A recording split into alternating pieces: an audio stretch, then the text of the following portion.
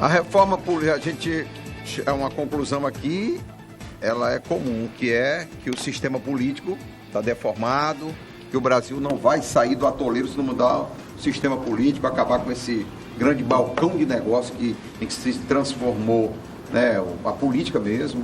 E aí a pergunta é o seguinte: a reforma política, pela experiência que eu teve na Câmara Federal, vai acontecer, não vai acontecer? Lista fechada é importante, não é? Quais são os pontos de financiamento público de campanha? Depois também ouvindo o presidente do PP, deputado Bisteni, que está envolvido diretamente nesse processo. Eu sofri com isso com os 2 mandatos que eu tive. Porque eu acho que aqui tem 3 ex-deputados federais, eu acho que em toda a legislatura teve essa comissão. E 2 ex-estadual. E 2 ex-estaduais. Fui deputado com o Bisteni, foi meu presidente. Foi deputado com o Bisteni? Tive esse privilégio. E nos 2 mandatos que eu tive, eu fiz parte da comissão também, porque é um tema que eu gosto e que me interessa. E eu acho incrível como os partidos complicam isso. Os grandes partidos, eu estou dizendo. Porque eu lembro a última, o PSDB tinha um monte de proposta, o PT também tinha outro monte de proposta. E eu estava no meio daquilo, e eu tentava, né, humildemente, convencê-los, né, de que, ok, cada um tem lá a sua proposta imensa, mas vamos convergir ali em 3 pontos. E eu sugeria os 3 pontos. Acabar com a coligação proporcional. Essa é vital. Cláusula de barreira. E para valer para a próxima eleição.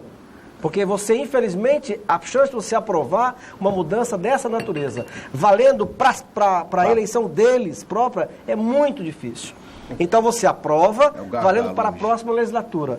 E o terceiro item, que é você diminuir drasticamente o poder econômico, olha o que nós estamos vendo hoje. Quando eu dizia, às vezes, até brincando, né? Você perde a eleição por quê? Porque eu não tive o dinheiro que eles têm. Olha que o Lava Jato revelou. Mas permite, aí, se você prossegue. Você disse que o Narciso... Não, vou ouvir o Bisteni. É só para reforçar essa tese que você está dizendo. Você disse que o Narciso foi deputado e foi. Eu fui deputado também por 2 períodos, 2 mandatos. E fui, o Narciso também por vários. Hoje o cara é deputado. Aí eu pergunto o seguinte. Olha, aqui tem vários anos de mandato. Por que isso nunca foi aprovado? Você não tem que estudar muito para fazer. Quer que eu lhe responda? Deixa eu só concluir, Narciso. Não, deixa eu responder rapidinho. É porque cada deputado tem a sua reforma pessoal. Pronto.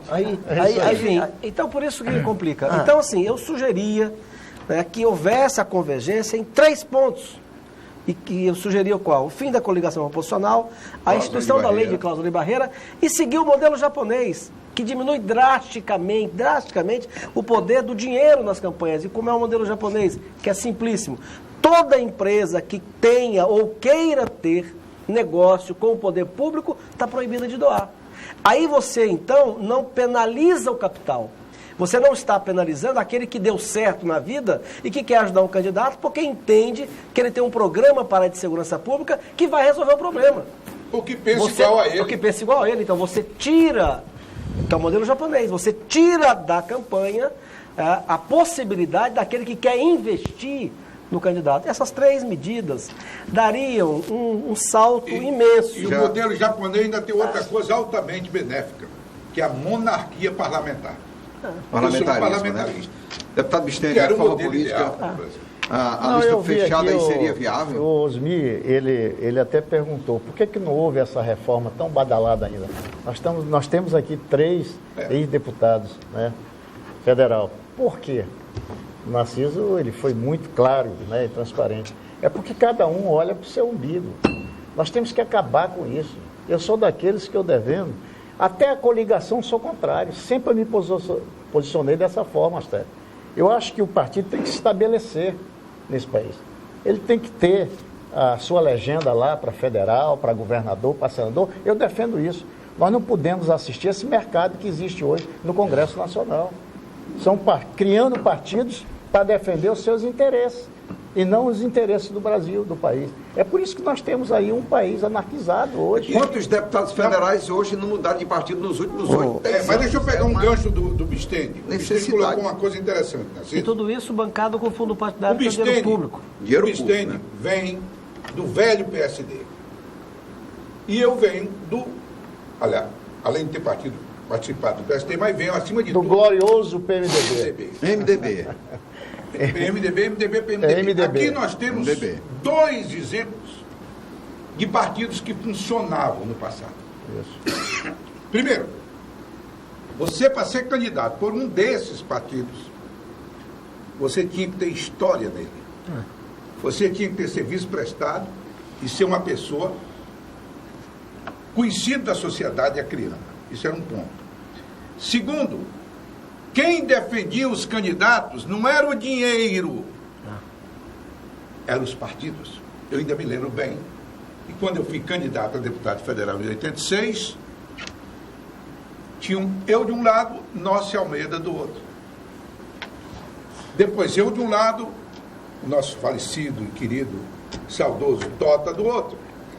Os partidos faziam questão de, no Juruá, estou dando um exemplo, pontual lá, de fazer aqueles candidatos mais votados para eles. Era uma vitória não do Osmin ou do Tota, era uma vitória do partido.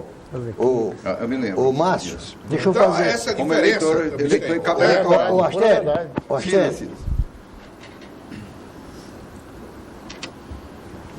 a reforma política, ela tem que ser considerada a mãe e a prioridade de todas as reformas. Porque todas as outras reformas dependem do quadro da compulsão partidária. Então, nós continuamos insistindo fazer uma reforma da Previdência agora. O Michel Temer está admitindo agora 3 ministros Para votarem para votar. a reforma do E os que estão aplaudindo o Michel Temer fazer isso, criticou isso quando a Dilma fez. Eu volto a repetir aquele negócio. O senhor, quando está no governo, repete os erros quando estava na oposição. O Márcio citou agora a reforma política que esse Brasil precisa. Você citou em 2 itens 90% do que seria necessário para mudar o panorama geral deste país. Fim das coligações proporcional, é verdade. Esse compadrio, E cláusula de barreira.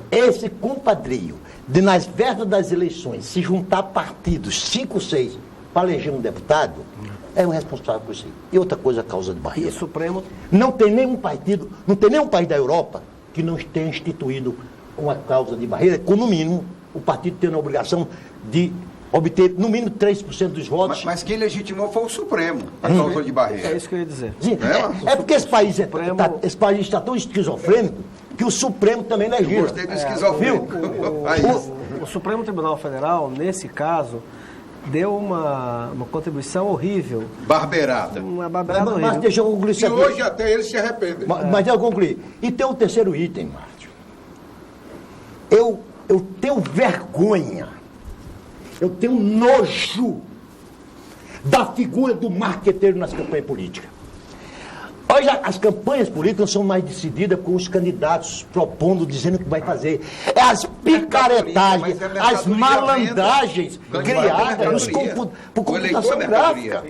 Partido é mercadoria. Hein? Mas, Astério, Marqueteiro vende Então, mercadoria. se acabasse, candidato, você tem 15 minutos, então o espaço é seu. Vai lá, você vai dizer as suas propostas, vai dizer quais são as Sem suas propostas. Photoshop. Sem Photoshop, sem nada. Assim, Com esses 3, Ouviu, Márcio? aí sim, aí estava formado a base para fazer os 10% que faltavam. O quê? Aí vamos, voto majoritário ou proporcional? Lista aberta ou lista fechada? Narciso, você Lista está esquecendo de um fato, onde eu vi vocês, o Narciso esquece, para mim, do fato fundamental. Quem é? Investimento em educação e cultura para ter um povo mais politizado, um povo que saiba discernir o bom ou do ruim.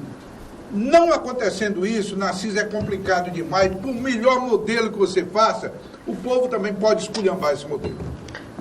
Só não tem esse negócio de querer isentar. Só colocar, até nessa linha de não isentar, colocar só um elemento que a gente conversou aqui um pouco, que foi o Supremo Tribunal Federal. Não, hein? O Supremo, ele tomou 2 decisões interpretando a Constituição, que foi assim um gol contra. Ajudou a fantástico. avacalhar, né? Veja bem, a lei de cláusulas de barreira, os partidos de porte médio já estavam se organizando para fundir-se.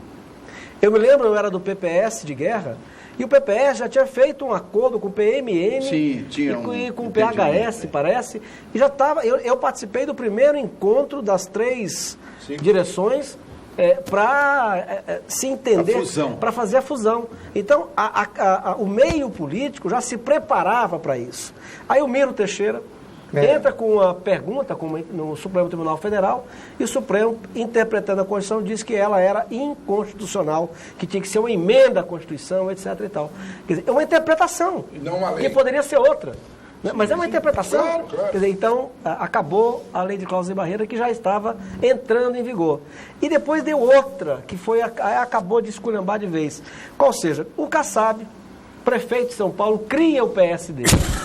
E aí entra também no Supremo, perguntando se o Partido Novo tinha o direito de levar o parlamentar sem que ele fosse expulso e ainda vai ficar com o fundo partidário. E levando o fundo partidário. E bancado e o pela Supremo, máquina, né? E o Supremo Tribunal Federal interpretou que sim. Quer dizer, então o partido é criado, não teve um voto nas eleições, ele arrecada parlamentares que estão insatisfeitos em várias legendas, monta uma base de 30, 40 parlamentares e passa a ter, do nada, sem que aquela legenda tenha tido um voto, ele passa a ter fundo partidário. Ele incha, né? E tempo de televisão. Ele incha. Mas então isso aí, essa não. interpretação que o Narciso deu, ela é precisa. Porque a partir disso, aí virou uma esculhambação total. A criação de partido político no Brasil virou negócio. Um sujeito imagina o seguinte: quanto eu vou gastar para criar no Brasil, seguindo quantas assinaturas, não sei o que e tal, quanto eu vou gastar com isso? Ele imagina logo quantos parlamentares ele vai conseguir depois que criar o partido. Esse é o objetivo. Então isso é imoral. Tem que acabar. O mais grave, permite-me, Bistênio. E o Supremo tem responsabilidade nisso. Ele é que está julgando agora. Os partidos estão se tornando verdadeiras franquias. É isso aí. Por exemplo, vários partidos aqui no Acre têm que pagar para poder montar um diretório. Uns é salário mínimo, outros 2 salários mínimos, para mandar para a direção nacional para ele responder aqui pelo partido. Né? Agora, tem outra coisa também que eu chamo a atenção. É porque a classe política virou a geni. Né? A geni da canção. Porque eu não vejo criticar, que merece muitas críticas também, o próprio Supremo, que tem contribuído enormemente para algum desajuste da política brasileira. Legislando, né?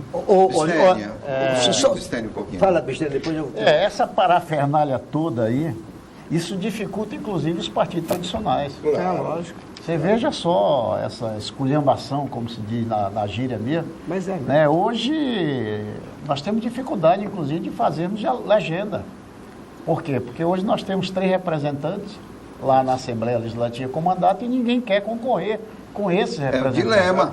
É o dilema que eu já vivi esse dilema. Pronto, né? É uma coisa, é uma esculhambação no sentido da palavra mesmo. Tem que acabar. É por isso que eu defendo... Posso dar só um exemplo pequenininho de quando eu fui primeiro secretário? O primeiro secretário, ele, entre outras missões, ele que arruma os espaços, né, da Câmara. As lideranças. Não há mais espaço na Câmara Federal para partido. Porque cada um que tem representação, pelo regimento interno, ele passa a ter direito. Só que ele tem o direito pelo regimento interno, mas não tem mais sala. Porque já são agora 28. Então, assim, para você arrumar, passei por isso, o regimento manda que ele tem esse direito, mas não tem sala. Então você tem que fazer um acerto de sala, dar conta de esvaziar uma para poder que aquele partido... Tem um assunto também não tem nem que lugar a gente tem que introduzir do final, que movimenta tudo isso, toda essa engrenagem, que é o Caixa 2. Eu queria ouvir aí a opinião também. Não, mas eu só para falar o exemplo da questão partidária. Dada a discussão da zona trabalhista, que veio à tona o fim da obrigatoriedade do imposto sindical, está corretíssimo. Aí eu fiquei estupefato quando soube que no Brasil tem 17 mil sindicatos. Passou de 17 mil. 17, na Alemanha... Eu não sabia também, não. 17, isso mesmo, 17 mil. Na Alemanha... É um país sindicalizado, né? Lá na Alemanha, 17 mil sindicatos. Sabe por quê? Isso é um escândalo. Para dividir um butim de 4 bilhões de reais por ano. O cara é candidato, não é para montar o sindicato, não, é para pegar um pedaço desses 4 bilhões. Isso é verdade. Chegamos ao final. Aí deixa só dar o último exemplo. Aí diz que tinha um sindicato lá em São Paulo de costureiros. Aí eles brigaram entre si e tinha lá um dos costureiros, uma parte dos costureiros, que só fazia roupa branca para o hospital. Aí o cara decidiu, aí criou o sindicato dos costureiros da roupa branca. Quer dizer, é a mesma coisa dos partidos políticos. Quantos partidos políticos tem no Brasil usando a palavra republicano, social e a palavra liberal? Você pega um P social disso, P democrata daquilo, e assim vai. Chegamos ao final do programa. Quero agradecer a participação de todos e a gente tem aqui uma forma de encerrar o programa, deputado Márcio, deputado Stênio, que é com uma frase. Você vai ter uma frase, uma mensagem que você quer passar, mas numa frase, né? Pois não. E aí, vocês são nossos convidados e eu vou começar com os debatedores. Por que está olhando para mim? Eu acho que, não, foi a última, foi você. Foi, agora, Narciso, a sua frase, está anotada aí? A sua frase. Você quer que eu diga a frase de qual? Diga uma do Roberto Campos, porque ele quer não concorrer. anotou aí, ele não sabe nenhuma. De Roberto Campos. De Roberto Campos. Por muito tempo, por defender o liberalismo econômico, fui considerado um herege imprudente. Os acontecimentos mundiais provaram que eu era um profeta responsável. Mas é forte, né? Osmir, depois a gente vai com o Márcio. Eu vou continuar com o Roberto Campos. Nós estamos aqui repetindo. Os 100 anos dele.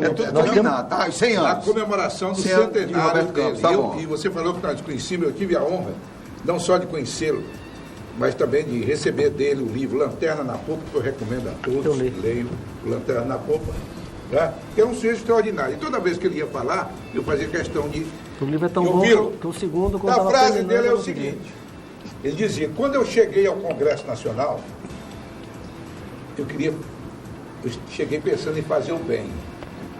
Hoje, eu estou tentando evitar o mal. Grande coisa. Márcio, a sua frase, Márcio. Quando eu estava terminando o segundo volume do livro, eu comecei a ler devagar.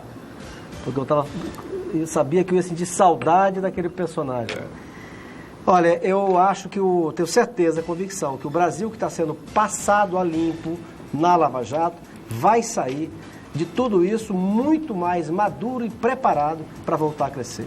Um abraço, muito obrigado. É o seu pensamento. Stênio. O meu pensamento é produção, para a gente ter em breve o crescimento econômico aqui do nosso estado.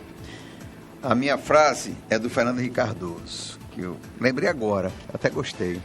Ele disse o seguinte, no começo dessa crise, ele falou, nós temos que resolver o problema da política, porque o da economia sozinho se resolve. E é interessante que a gente está vendo isso. Ele disse cerca de 1 ano e meio atrás. Vamos resolver a política, porque a economia ela se ajusta, ela se recupera, ela nunca vai ter problema nesse sentido de se recuperar. 8 anos de presidente. Correto. Muito obrigado, Márcio, Stênio, obrigado, Narciso, Osmir. Ficamos por aqui. Obrigado a você, nosso telespectador. Muito obrigado mesmo. Tenha uma boa noite e um bom final de semana.